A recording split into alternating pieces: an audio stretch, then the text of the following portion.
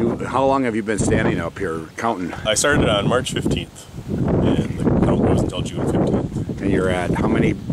We're about 7,500 raptors on the year. Okay. And about half of those right now are broadwings, just under 3,000, just over 3,000 broadwings. So where do they go from here? They're not jumping across the lake? Most of them, no, aren't going across the lake, but there's a little evidence that maybe a few species are crossing the lake. But most of the big buteos and broadwings and redtails and that probably aren't crossing the lake. And so from here, do they go Whitefish Point and over in Minnesota and Hawk Ridge concentration? Those are probably the next crossing points because, well, Duluth, there's no crossing, and at Whitefish Point it's about 15 miles. So it's a little easier to fly across than the 45 or 50 miles that you have here at Lake Superior. So they come up the peninsula and then say, "Well, wait a minute." Pretty much, yeah. They get to the end of the peninsula. A lot of them end up out on Manitou Island, which is off the tip. It's about 3 miles off the tip, and there's been some surveys done there, and there are large concentrations of broadwings and raptors out there, and they just circle around and then they end up coming back. Wow. Now you said this is down this year, so you... Well, it's seemingly down. It's hard to compare to that original survey in '92 because the timing is different and the way the survey is being conducted is different too. So who's sponsoring this survey now? This is sponsored by Copper Country Audubon in Houghton, Laughing Whitefish Audubon in Marquette, and Michigan Audubon Society. Terrific. That's good. Oh, there's a couple of counters right there.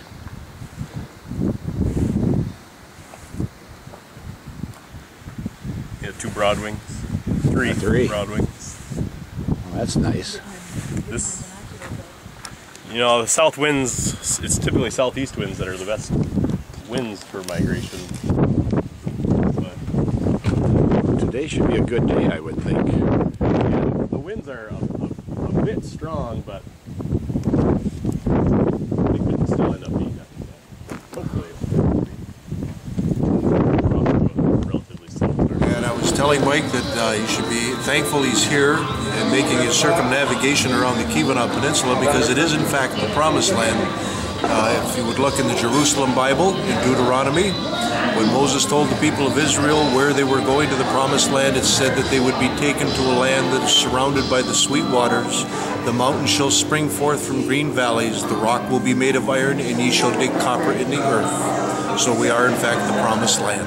All right. Well, thank you. I can't be in a better place. Yes, sir. Yeah, I live in Capra Harbor and also in Laurium, and I work at Michigan Tech with the Lake Superior Stewardship Initiative. So we work with a bunch, 15 different school projects through the western UP. And what is it you like about this or about Lake Superior? What is it that draws you here? Well, I'm a transplant, and I came up on vacation 30 years ago and never left. Wow, you had a 30-year vacation? Yeah. Wow, that's pretty amazing.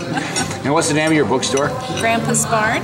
And why is it Grandpa's Barn? Because it was Grandpa's Barn. It was Clyde's Grandpa's Barn, and it was my children's Grandpa's Barn, and maybe someday it'll be our grandchildren's Grandpa's Barn. Wow, that's a great bookstore. I really enjoy it. Thanks. Thank you. And Peg, you're the owner of the Mariner? I am. And how long have you had this? My husband and I have had it for 33 years. Wow. Yeah. So have you seen a lot of changes over that time and the business? We have a lot of stable things that have stayed a lot the same over 33 years, and then, you know, some things happen, of course. The type of recreation, has that changed? I think definitely. I think people, we always thought that we were on a pretty phenomenal piece of real estate. We were always really wondering why it was taking so long for other people to notice too. And so now I think we've gotten organized with our trail systems, and we've become, you know, kind of an outdoor playground type place, both non-motorized and motorized, and summer and winter. So now our shoulder seasons are starting to fill in. April and November used to be very quiet here, and now, you know, people realize that they can, you know, bring their their sport of passion and come and do it year-round. So did you live here to begin with, or what brought you up to this place? My husband and I are both kind of one of those old stories. We're both from Hancock, which is 50 miles from here. We both left after high school and said, get us out of this hick town, we're not staying here.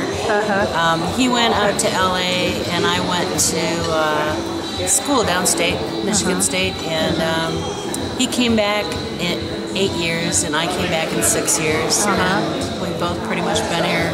We kind of re-met each other and then got married. And so moved from Hancock up here to Capra Harbor. Right, after leaving for 6 years and then came back. Okay. So what about the lake? What impact does that have on you? What about the lake? I think it impacts everything. I think it impacts even stuff we don't know. You know, I think it impacts our day-to-day. It, of course, impacts our weather. We laugh at how much the weather changes here, and I'm sure anybody that you talk to on any side of Lake Superior, they must say the same thing, right? And it just we think it's magic. You know, we think it's amazing that we could be living here. As kids, we didn't appreciate it. We didn't know about it. We swam in it all the time. We weren't really raised to know what we had here, as opposed to our daughter, who when she was 5 dragged a globe over and pointed to the Keweenaw on the tip and said, "Do you realize we live there?" And we thought, wow, she gets it. But it took us a long time. Wow, well, that's wonderful. Well, we certainly appreciate this place and the fact that you're here to welcome visitors all year round. We plan to be back. Okay. Thanks much. Thank you.